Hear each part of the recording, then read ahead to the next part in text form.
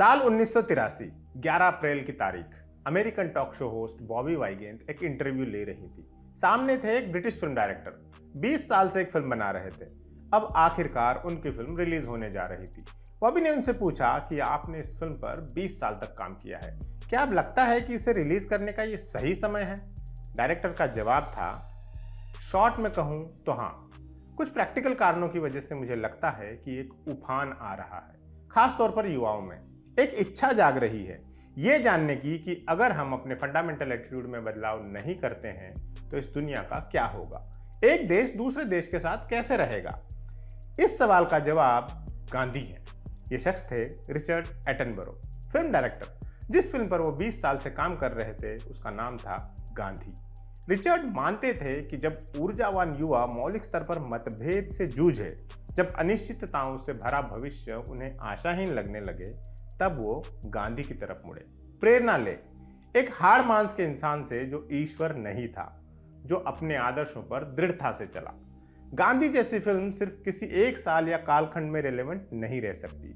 ये आज भी उतनी ही जरूरी है जितनी अपनी रिलीज के वक्त थी।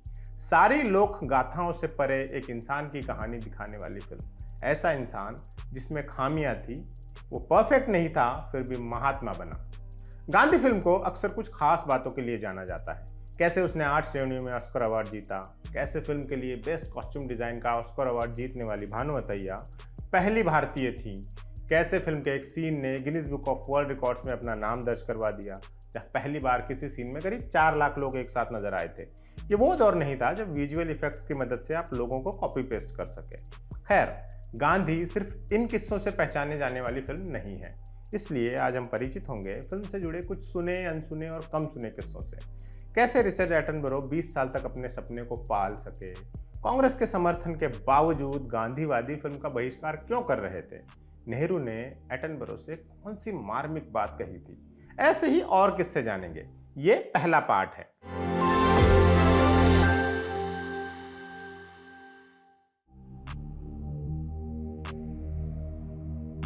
गांधी फिल्म 3 लोगों को समर्पित की गई, मोतीलाल कोठारी, लुई माउंटबैटन और जवाहरलाल नेहरू। इतिहास के ये 3 किरदार रिचर्ड से कैसे जुड़े वो भी अपने आप में एक दिलचस्प कहानी है। साल 1962 में रिचर्ड एटनबरो को एक फोन आया। दूसरी ओर थे मोतीलाल कोठारी, लंदन में रहने वाले एक गुजराती शख्स। ये दोनों लोग एक दूसरे से अनजान थे, फिर भी मोतीलाल ने रिचर्ड से एक रिक्वेस्ट की कि आप महात्मा गांधी पर एक फिल्म बनाइए। रिचर्ड को बात थोड़ी अजीब लगी, फिर भी वो मोतीलाल से मिलने को राजी हो गए। मोतीलाल मिलने आए, पर खाली हाथ नहीं। उनके हाथ में थी एक किताब, अमेरिकन राइटर लुई फिशर की गांधी पर लिखी biography, the life of Mahatma Gandhi. Motilal व्यक्तिगत रूप से फिशर को जानते थे। उन्होंने फिशर की किताब रिचर्ड को थमा दी। रिचर्ड ने वादा किया कि मैं इसे जरूर पढ़ूंगा। वादा पूरा भी किया। नतीजा यह निकला कि वो बेचैन हो उठे। अब वो किसी भी तरह गांधी पर फिल्म बनाना चाहते थे। फिर से मोतीलाल ने सहायता की। उन्होंने रिचर्ड को लुई माउंटबैटन से मिलने को कहा।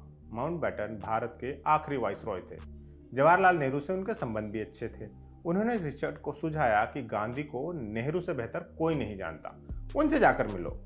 1963 में रिचर्ड दिल्ली पहुंच गए। उन्होंने नेहरू को अपना विजन बताया, अप्रूवल मांगा, जो उन्हें मिल भी गया। बस नेहरू ने उन्हें एक सुझाव दिया। नेहरू ने कहा, गांधी में तमाम खामियां थी, रिचर्ड हमें वो दो, वही किसी इंसान की महानता की पहचान होती है।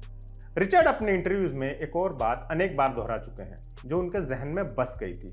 रिचर्ड चाय पर नेहरू से मिलने गए, बातचीत हुई। नहीं जानते थे कि ये उनकी नेहरू से आखिरी मुलाकात होगी। खैर, चाय पीकर वो बाहर निकले, टैक्सी ढूंढ रहे थे। तभी पीछे से नेहरू सीढ़ियां उतरते हुए आए।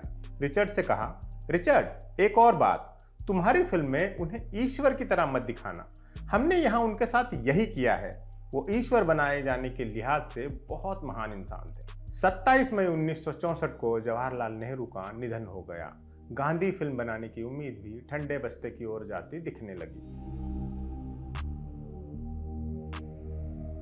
जवाहरलाल नेहरू के निधन के बाद लंबे समय तक गांधी पर कोई अपडेट नहीं आया। रिचर्ड अपना खर्चा निकालने के लिए एक्टिंग रोल्स को हाँ करने लगे। फिर भी गांधी बनाने का ख्याल उनके मन से गया नहीं। बीच बीच में खबर सुनने को मिलती कि लॉरेंस ऑफ अरेबिया जैसी कमाल फिल्म बनाने वाले डायरेक्टर डेविड लीन गांधी पर भी फिल्म बना सकते हैं, लेकिन ये बातें हवा हवाई साबित हुई। अब तक रिचर्ड के करियर का दूसरा दशक आ चुका था। गांधी बनाने की इच्छा उतनी ही प्रबल थी। वो स्टूडियो से मिलने लगे फिल्म का बजट जमा करने के लिए। रिचर्ड लोकेशन पर जाकर फिल्म शूटिंग करना चाहते थे, इसलिए खर्चा तो मोटा ही आना था। फिल्म के लिए प्रोड्यूसर मिल तो गए, लेकिन फिर भी बजट पूरा नहीं हो रहा था। ऐसे में रिचर्ड ने भारत सरकार से मदद मांगने की सोची। तत्कालीन प्रधानमंत्री इंदिरा गांधी से मिलने पहुंचे। इंदिरा जानती थी कि रिचर्ड ने रूसी अप्रूवल ले चुके हैं, ऐसे में उन्होंने भी कोई आपत्ति नहीं दिखाई, बल्कि इंदिरा ने एक कदम आगे जाकर रिचर्ड की मदद की। तय हुआ कि national film development corporation of India यानी एनएफडीसी गांधी के बजट का 1/3 हिस्सा लोन के रूप में देगी। ये रकम थी करीब $7 मिलियन, उस समय के हिसाब से करीब 7 करोड़ रुपए। इंदिरा सरकार के इस फैसले की कड़ी आलोचना हुई। सबसे पहला विरोध जताया गांधीवादियों ने। गांधी की मेकिंग पर एक आर्काइव वीडियो है जहां रिचर्ड बताते हैं कि गांधीवादी नहीं चाहते थे महात्मा गांधी पर फिल्म बनाई जाए। फिल्म के विरोध में चिट्ठियां लिखी गईं। एक चिट्ठी में लिखा गया कि कोई इंसान गांधी नहीं बन सकता। अगर आपको फिल्म बनानी है तो उनके किरदार को रोशनी के रूप में दिखा सकते हो। देखते ही देखते ये फिल्म संसद में बहस का मुद्दा बन गई। फिल्म की मंशा पर सवाल उठे। सरकार से पूछा गया कि आप क्यों खर्च उठा रहे हैं। न्यूयॉर्क टाइम्स में छपी एक रिपोर्ट में जिक्र मिलता है कि पैट्रियट नाम के लेफ्ट विंग अखबार को गुस्साई जनता ने चिट्ठियां भेजी। लिखा कि ब्रिटेन और अमेरिका हमारे खिलाफ साजिश रच रहे हैं ताकि हमारे कल्चर को लूट कर मुनाफा कमा सके। उन्होंने ठीक ऐसा ही हमारे बाघों की चमड़ी और हाथी दांत के साथ भी किया था। गांधी को लेकर रोष सिर्फ गांधीवादियों और नेताओं तक सीमित नहीं था।